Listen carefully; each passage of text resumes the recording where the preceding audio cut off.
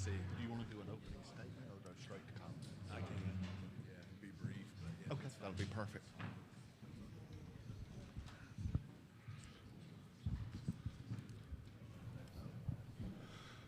Okay, Coach McMahon's going to give us some opening comments, and then we'll take your questions. All right. Thanks so much, Greg. Really appreciate it. Very grateful and thankful for the opportunity to be here with you today. We're 3 weeks out from our season opener. Absolutely love our players. And we're now going about the process of building a team, which for me is one of the more fun parts of the job. But excited about the opportunities ahead for our group. Love to open it up for any questions. Please raise your hand, and we'll get a mic to you. In the very back, Bob.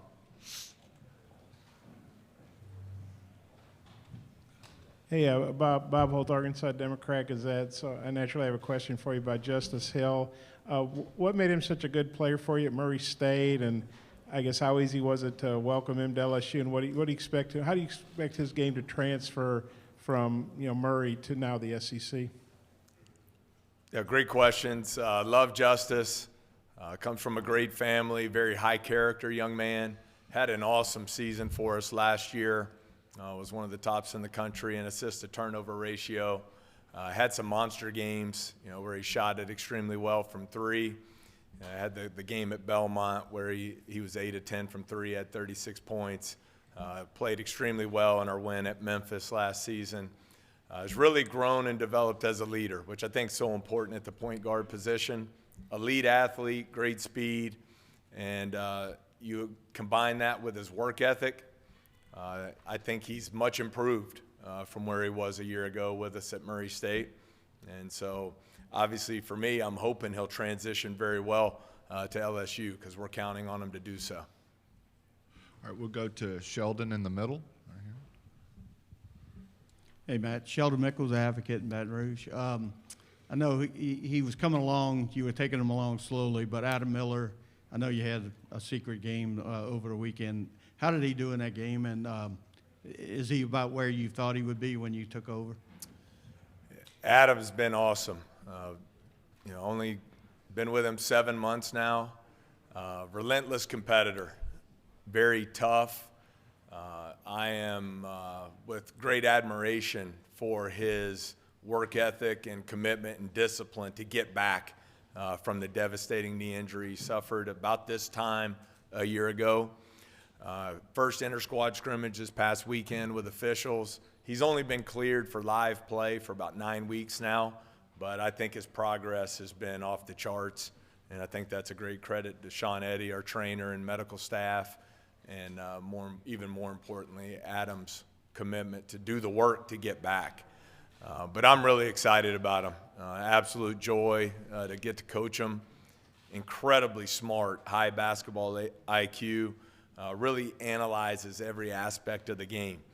So it's good for me as a coach because you have to make sure you know what you're talking about and you're prepared because he's going to have great questions every day, wants to get better every day.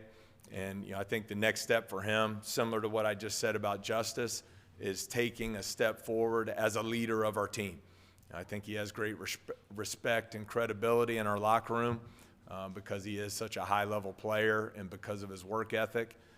And now for us as a team, we need some guys to step forward into that leadership role, and I think he's a great candidate there. Second row right here to your left. Kyle Tucker, The Athletic. Just a couple big picture college basketball things, or ideas that are out there now. The summer basketball idea that's gaining traction, and then some folks buzzing about expanding the NCAA tournament field. I wondered your kind of thoughts on both.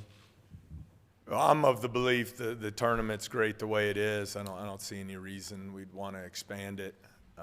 And then as for the summer, I think it's a great idea. I know it was talked about a lot at our head coaches meetings this summer in Destin. Would be all for it. I think there's certainly a TV window there late in the summer that's empty. And I think whatever we can do to generate more excitement around college basketball would be better for us. We already have access to our players for 8 weeks in the summer. It ends up becoming a long year, I think, to face outside competition toward the end of the summer, have that televised, What that ends up looking like, I don't know, but I think it'd be something we need to really explore and take advantage of that opportunity. In the very back.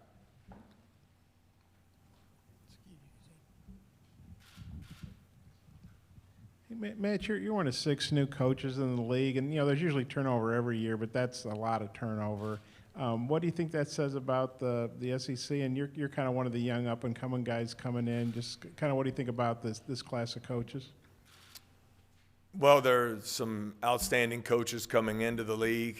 I think one of the reasons you see the SEC now is easily one of the top 1 or 2 conferences in the country is because of the coaches already established.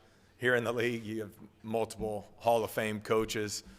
When you look at the last 3 years in the NBA draft, the SEC's had 12 more picks than any other league, twice as many lottery picks as any other league. So I think you see the rise of the SEC as a basketball league, and obviously for me that was very appealing.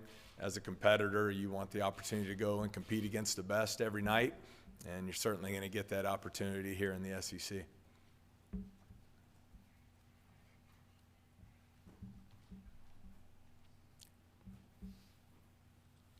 Up front.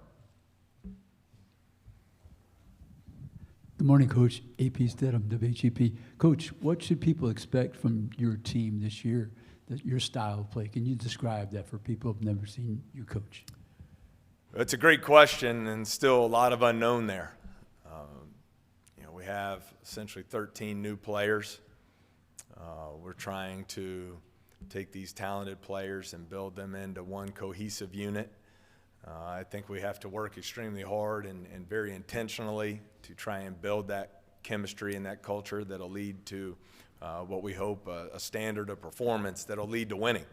But for us, I think we have to, first and foremost, I hope you'll see a product on the floor that we compete every possession, play extremely hard, and with great unselfishness.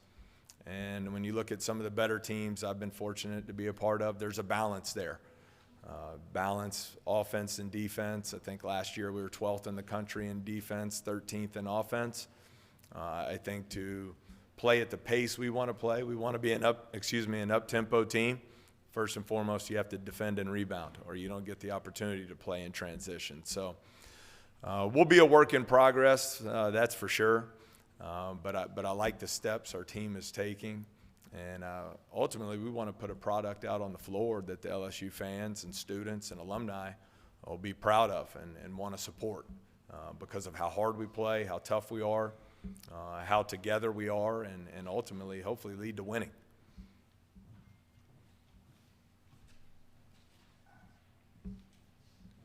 Any more questions? In the very back. Hey, Coach, Rick Russo out of Knoxville, WVLT. How proud are the folks back in Oak Ridge? Have you had a chance to catch up with them lately? Oh, it's been awesome. The reception that we received in Baton Rouge, my family and I, has been just off the charts. But then to hear from so many family and friends back home in Oak Ridge, and from the people at Oak Ridge High School to all the, a lot of the people I grew up with, has been really special to get to reconnect with some of them. And my family and I, we've had a good time sending out a lot of purple and gold gear back to East Tennessee to get everyone outfitted in their LSU gear. Thank you.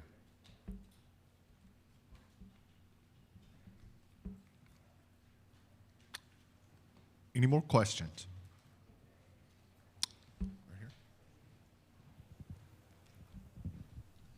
Coach, you're one of the new guys. There are a bunch of new guys. It's funny, basketball has kind of flipped in about 5 years. We had a lot of older coaches and a lot of younger players, and now we've got a bunch of, fifth-year graduate guys and senior transfers, and we've got a lot of new, younger coaches. Do you think this is going to be good for the game in the long term? That's a great question. I think when you look at the game in general right now, college basketball, you have the biggest changes in the history of the sport all happening here at once, with NIL, with the one-time transfer exception, with conference realignment, with these bonus COVID years.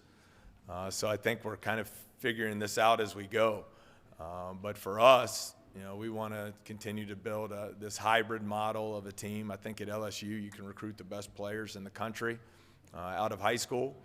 We also want to balance that through the use of the portal as we did this spring to be older and experienced. And so, you know, I think for us, you know, that's the goal, is how do we find the best pathway forward in this changing landscape of college basketball to build a championship level program. And that's the different avenues we're going to have to take to get there. In the very back. WAFB TV in Baton Rouge. Coach, as much as the game has changed over the years, are there certain fundamentals that you point to and say, if we do these 2 or 3 things well, this leads to winning basketball, fundamentals, or, you know, something like that?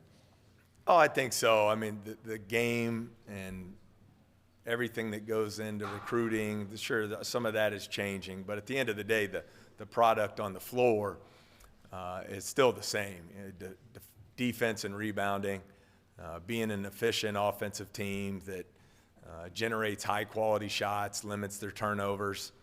I think that'll always be the case in basketball. So, you know, we're working every day to build a fundamentally sound team at both ends of the floor that'll give us an opportunity to win games.